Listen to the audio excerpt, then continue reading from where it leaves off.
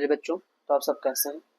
उम्मीद करता हूँ कि आप लोग स्वस्थ होंगे और मस्त होंगे। तो इससे पहले जो हमारा जीके नंबर 5 समांतर श्रेणी चल रहा था, उसका मैंने एक्सरसाइज 5D का क्वेश्चन 1 से लगा के 18 तक कंप्लीट करा दिया था। तो आज मैं क्वेश्चन नंबर 19 को कंप्लीट कराने वाला हूँ। तो सबसे पहले हम क्वेश्चन नंबर 19 को पढ़ लेते हैं।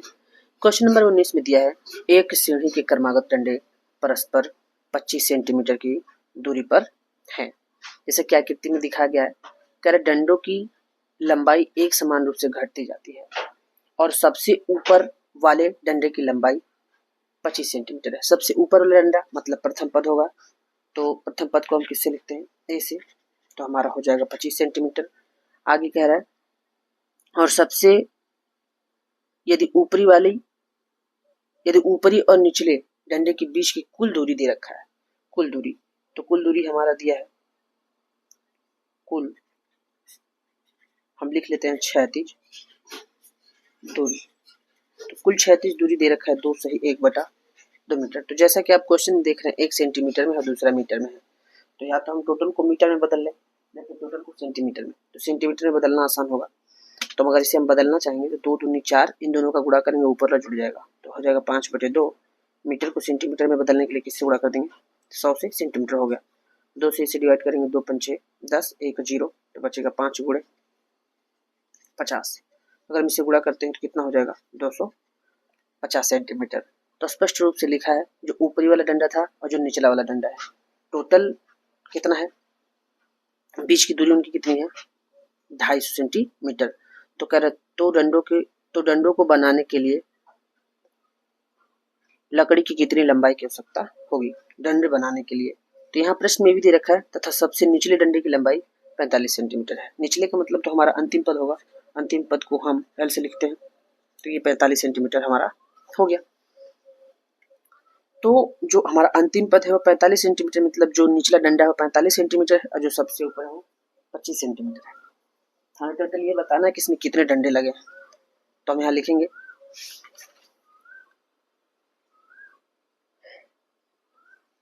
सीढ़ी में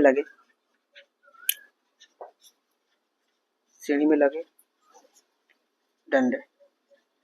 तो टोटल दोनों के बीच की दूरी 250 सेंटीमीटर थी, तो हम लिख देंगे 250 सेंटीमीटर बटा एक क्रमागत डंडे के बीच की दूरी कितनी है? 25 सेंटीमीटर। तो हम इसे 25 से डिवाइड करते हैं, तो 25 दाम 250, तो कितना आ जाएगा? 10 डंडे आ जाएंगे। तो श्रेणी में कुल कितने डंडे लगे हैं? 10 डंडे। तो एन का मान आ गया 10। तो हमसे 10 डंडों के लिए प्रयुक्त की गई लकड़ी का माप पूछ रहा है, तो यहाँ पे हम एसएन का फार्मूला लगेंगे, एसएन बराबर n/2 a + l। तो n का जो मान आया हमारा आया है 10, तो लिखेंगे हम 10/2। ए का मान आप देख सकते हैं, ए का मान प्रश्न में दिया है 25 सेंटीमीटर। यहाँ पे आप देख सकते हैं 25 सेंटीमीटर दिया है, हम एक जगह रख देंगे 25, और एल का मान देखिए हमने लिखा है 45, ये 45 सेंटीमीटर हो गया। तो 2 से डिवाइड करेंगे तो 2 पंचे 10, तो 5 तो हमारा ऐसे ही, इसको हम जोड़ देंगे, 5 5 10 का 0, 4 2 6 और 1 7। अगर हम इसका गुणा करते हैं तो 5 7 35। तो जो डंडे में प्रयुक्त लकड़ी की लंबाई है कितनी है? 350 सेंटीमीटर है। तो मैं उम्मीद करता हूँ क्वेश्चन नंबर 19 आप लोगों को समझ में आया होगा। मैंने चित्र बनाने का प्रयास नहीं किया, हम चाहते तो बना देते, लेकिन मैंने बनाया नहीं। नेक्स्ट जो क्वेश्चन है इसका, क्वेश्चन नंबर 20 होगा। तो जैसा कि हम क्वेश्चन नंबर 20 को एक अलग पेज में लिख रखे हैं, क्योंकि उसमें थोड़ा हिंदी लिखनी थी तो समय लगता है, इसलिए मैंने लिख रखा है। फिर भी मैं आपको यहाँ पे समझाता हूँ। देखिए, एक पंक्ति में मकानों को क्रमागत रूप से संख्या के रूप में दर्शाया गया। तब तक रफली यहाँ मैं समझा देता हूँ। 1 हो गया, 2 हो गया, डट कितने तक? 49 तक प्रदर्शित किया गया है। आगे कह रहा है, दर्शाइए कि, यानी कि हमें केवल यहाँ पे दर्शाना दिखाना x का एक ऐसा मान क्या है कि x से अंकित मकान से पहले, x से अंकित मकान का मतलब पहले का मतलब क्या हो? x है। जैसे हम 4 से पहले करते हैं तो 4 से पहले कर रहा हूँ, मतलब 1 घटाएंगे 3 आएगा, तो हम या तो 4 - 1 प्रदर्शित कर दें या फिर 3 दिखा दें। इसी प्रकार x से 1 पहले कह रहा है, तो x से 1 पहले x - 1 हो जाएगा। और आगे कह रहा है, पहले के मकानों की संख्याओं का योग और उसके बाद वाले मकानों की संख्याओं के योग के बराबर है। तो हमें यहाँ x का मान बताना है, तो x के बाद क्या हो जाएगा? x + 1 हो जाएगा। तो आइए, जिस पेज पे हमने लिख रखा है वो हम आपको दिखाते हैं। यहाँ पे दिया हमने लिख रखा है 20 नंबर। पंक्ति के मकानों पर अंकित संख्या क्या है? 1 2 3 डैट डैट कितने तक? 49 तक। तो अगर हम यहाँ लिखने का प्रयास करेंगे तो जो हमारा प्रथम पद होगा वो 1 हो जाएगा, और सर्वांतर निकालेंगे तो 2 में से 1 जाएगा तो कितना बचेगा? 1 बचेगा। तो हमने यहाँ लिख रहा है x से अंकित मकान से पहले, x से जो अंकित मकान से पहले के मकानों की संख्याओं का योग अब बराबर x से अंकित मकान के बाद वाले मकानों की संख्याओं का योग, अर्थात 1 से x माइनस 1 तक की संख्याओं का योग निकालेंगे और x प्लस 1 से 49 तक की संख्याओं का योग निकालेंगे। तो आइए देख लेते हैं। तो यहां हम लिखते हैं अब 1 से x माइनस 1 तक की संख्याओं का योग, 1 से x माइनस 1 तक की संख्याओं का योग निकालना है। तो जो हमारे यहाँ पे n का मान दिया है वो n का मान कितना हो गया? x minus 1। अगर इसे हम हल करें तो हो जाएगा s, n का फार्मूला होता है n/2 2a plus n minus 1 into D. तो यहाँ जो हमारा n का मान है कितना है? x माइनस 1 है, तो x माइनस 1 ऐसे ही बटे 2, a का मान 1 था प्लस n का मान x माइनस 1 है और 1 तो बगल में लिखा ही है और d का मान भी 1 है। तो होगा हमारा x माइनस 1 बटे 2, तो 2 1 कम 2 प्लस x माइनस कितना हो जाएगा? 2। तो यहाँ पे जो बाहर 1 लिखा है उसका तो कोई मतलब है नहीं, ये हमारा 1 है। तो x माइनस 1 बटे 2 ऐसे ही, यहाँ पे क्या हो जाएगा? 2 प्लस x माइनस का 2। तो यहाँ 2 से 2 कैंसिल हो जाएगा, तो हमारा जो बच जाएगा वो बचेगा x माइनस 1 बटे 2। अगर हम इसे थोड़ा सा और सिंप्लीफाई कर लें तो हो जाएगा x स्क्वायर माइनस x बटे 2। तो जो x माइनस 1 से पहले संख्याओं का योग है वो आ गया x स्क्वायर माइनस x बटे 2। अब ठीक इसी प्रकार से हम क्या करेंगे? x प्लस 1 से निकालेंगे। तो आइए उसको भी सॉल्व करते हैं। देखिए x प्लस 1 से 49 तक की संख्याओं का योग, तो x प्लस 1 से 49 तक की संख्याओं का योग निकालना है। तो हम इसे क्या कर सकते हैं? हमें निकालना होगा s49 और माइनस sx, इतना निकालना होगा। तो s49 के लिए अगर हम फार्मूला, तो आप लोग सभी लोग फार्मूला तो जानते ही हैं, फार्मूला आप सबको पता है। अगर हम इसे सॉल्व करें तो हम डायरेक्टली यहाँ पे सिंप्लीफाई करते हैं इसको। तो n का मान 49 है तो 49 बटे 2 हो जाएगा, 2 a का मान 1 प्लस n का मान हमने यहाँ 49 लिया है तो 49 माइनस 1 इंटू डी का मान भी 1 है, x है। तो ठीक इसी प्रकार से x/2 हो जाएगा, 2 गुणे 1 प्लस x माइनस 1 और बगल में जो हमारा डी का मान 1 है। थोड़ा इधर किनारे से सॉल्व अगर हम करें तो 49 बटे 2 तो ऐसे ही प्लस हो जाएगा 2, और प्लस 49 में से 1 घटा देंगे तो हमारा बचेगा 48। तो प्लस का 48 माइनस x/2 और यहाँ पे 2 और प्लस x माइनस का 1, जो बाहर पे 1 लिखा है उसका तो कोई मतलब है नहीं। तो यहाँ हो जाएगा 49 बटे 2 और गुणे 48 में 2 जोड़ देंगे कितना हो जाएगा? 50 माइनस x/2, और यहाँ जो हमारा होगा वो हो जाएगा x माइनस का 1। इतने तो होगा, x माइनस 1 नहीं सॉरी 2 में से 1 घटाएंगे तो प्लस का 1 बचेगा। अगर हम इसे डिवाइड कर देते तो 2 दूनी 4, 1 बचा 2 पंचे 10, तो हमारा हो गया 49 गुणे 25 और माइनस अगर इसका हम इसमें गुणा कर दें केवल x का, तो x स्क्वायर प्लस x बटे 2, इतना ही होगा। 49 और 25 का हम गुणा कर दें तो हो जाएगा 1225 minus x square plus x बटे 2। अब जो हमारा क्वेश्चन कह रहा था उपरोक्त समीकरण अभी जो हमने लिख रखा है, तो दोनों को हम आपस में क्या करेंगे? बराबर कर देंगे। तो एक्स स्क्वायर माइनस एक्स बटे 2 बराबर 1225 और माइनस का एक्स स्क्वायर प्लस एक्स बटे 2। तो माइनस के इधर पश्चांतर कर देंगे तो एक्स स्क्वायर माइनस एक्स बटे 2 और माइनस के इधर प्लस का, तो एक्स स्क्वायर प्लस एक्स बटे 2 बराबर बच गया हमारा 1225।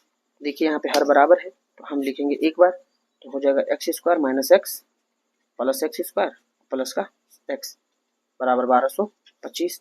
तो यहाँ x से x कैंसिल हो जाएगा, x और x स्क्वायर जोड़ देंगे तो 2x स्क्वायर बटे 2 बराबर 1225, 2 से 2 डिवाइड हो जाएगा तो x स्क्वायर बराबर आ गया 1225।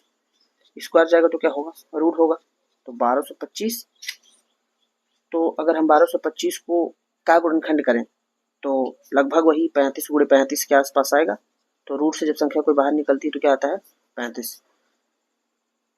तो योग आपस में बराबर होंगे, जो संख्या आई है x का मान कितना आया है, 35 आया है। ठीक, तो ये हमारा आंसर है। इस प्रकार जो हमारा क्वेश्चन नंबर 19 था वो भी कंप्लीट हो चुका है। 19 कह रहा हूँ, ये क्वेश्चन नंबर 20 था, 20 कंप्लीट हो चुका है। अब इसका जो नेक्स्ट क्वेश्चन है वो क्वेश्चन नंबर 21 होगा। क्वेश्चन नंबर 21 इस 5D का लास्ट क्वेश्चन है, जो कि बिल्कुल सिंपल दिया हुआ है। तो हम सबसे पहले बुक से सवाल पढ़ ले रहे हैं। लिखा हुआ, एक फुटबॉल के मैदान में एक छोटा चबूतरा है जिसमें 15 सीढ़ियां बनी हुई हैं। तो टोटल कितने पद हैं उसमें, 15 सीढ़ियां बनी हुई हैं। तो हम ऐसा कर सकते हैं, यहाँ पे लिख सकते हैं n का जो मान होगा वो कितना हो जाएगा, 15। देखिए इन सीढ़ियों में से प्रत्येक की लंबाई कितनी है, 50 मीटर है। प्रत्येक की लंबाई कितनी है, 50 मीटर है, और वह ठोस कंक्रीट की बनी है। अब प्रत्येक सीढ़ी में 1/4 मीटर की 1/4 मीटर 1/4 मीटर की चढ़ाई है और 1/2 मीटर का फैलाव है। तो इस चबूतरों को बनाने में लगी कंक्रीट का हमें टोटल आयतन बताना है। तो हमें लिखते हैं,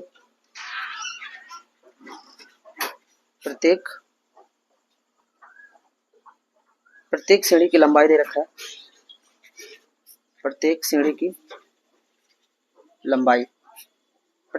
लंबाई दिया है 50 मीटर। ओके, और चौड़ाई दे रखा है, और चौड़ाई 1/2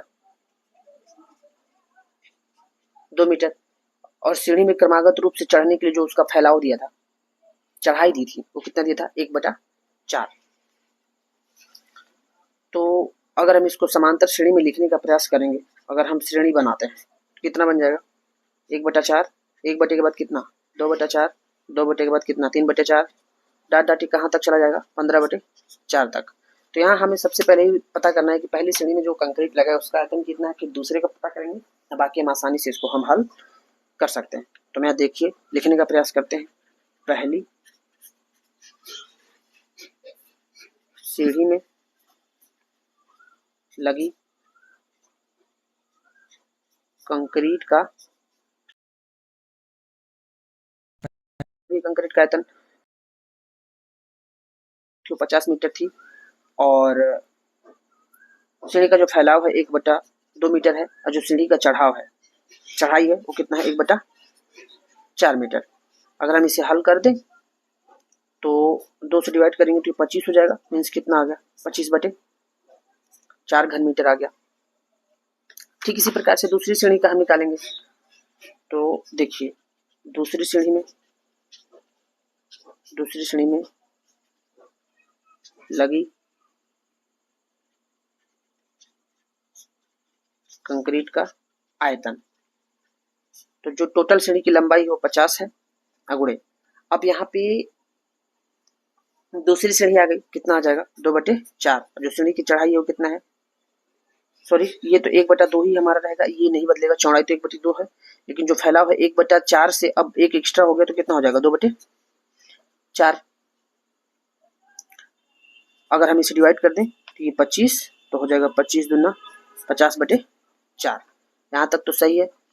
अब यहाँ पे हम लिख सकते हैं, अतः 2 पद निकाल लिए, बहुत है, एक्स्ट्रा ज्यादा निकालने की जरूरत तो है नहीं। अतः चबूतरे को बनाने में लगी कंक्रीट का आयतन, जो पहला हमारा बना वो आ गया 25/4, प्लस अगर हम लिखें तो 50/4 प्लस डाट डाट डाट कहाँ तक चला जाएगा, 15 पदों तक, 15 पदों तक। तो यहाँ जो हमारा ए का मान आएगा वो कितना हो गया, ए का मान आ गया 25/4, और अगर हम डी का मान निकालें तो घटा देंगे तो वो भी सेम कंडीशन का आएगा 25/4, क्योंकि इसका हर बराबर है।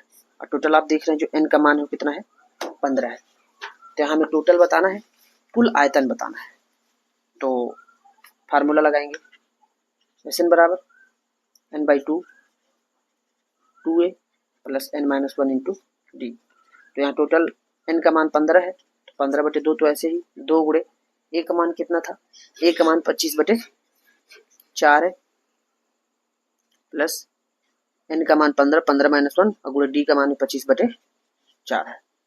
तो 15/2 तो ऐसे ही 2 से डिवाइड करेंगे तो ये 2 हो जाएगा, तो होगा 25/2। डिवाइड नहीं करना चाहिए था, गड़बड़ कर दिया, फिर मुझे एलसीएम लेना पड़ेगा। तो 14 और गुणे 25/4। तो मान लेते हैं हम इसे डिवाइड नहीं किए हैं, थोड़ा सा गड़बड़ हो गया, ये 2 है और ये 4, ये डिवाइड नहीं किया, तो 25 दूना कितना हो जाएगा 50/4। तो 15/2 ऐसे ही 50/4 और प्लस 14 पंचे 70 का 0 हासिल 7 और 14 दूना 28, 28 7 कितना हो जाएगा 14 पंचे 70 का 7 सॉरी 0 हासिल 7 और 14 दूना 28, 28 7 35। ठीक है इतना। तो 15/2 हर बराबर है तो एक बार लिखेंगे 4 और 50 प्लस 350 कितना आने वाला है 15/2 और गुणे 400 बटे कितना आ जाएगा 400/4 आ जाएगा। 400/4 अगर हम इसे 2 से डिवाइड कर दें 2 दूनी कितना हो जाएगा 4, 200 आ गया, और 4 से फिर से काट दें तो 4 पंचे 20 और एक 0, तो बचेगा हमारे पास 15 गुणे 50, 15 पचे 75 मीन्स 750 घन मीटर आ गया, क्योंकि आयतन का मात्रक हमेशा मीटर क्यूब, सेंटीमीटर में तो सेंटीमीटर क्यूब। तो इस प्रकार जो हमारा क्वेश्चन नंबर 21 था, तो वो जो चबूतरे में लगी कंक्रीट का आयतन होगा वो 750 घन मीटर होगा। हम उम्मीद करते हैं वीडियो आप लोगों को पसंद आएगा। तो आज के लिए बस इतना ही, नेक्स्ट मिलेंगे जो कि एक्सरसाइज 5 ही हो, अगले वीडियो में हम लेके आएंगे। धन्यवाद।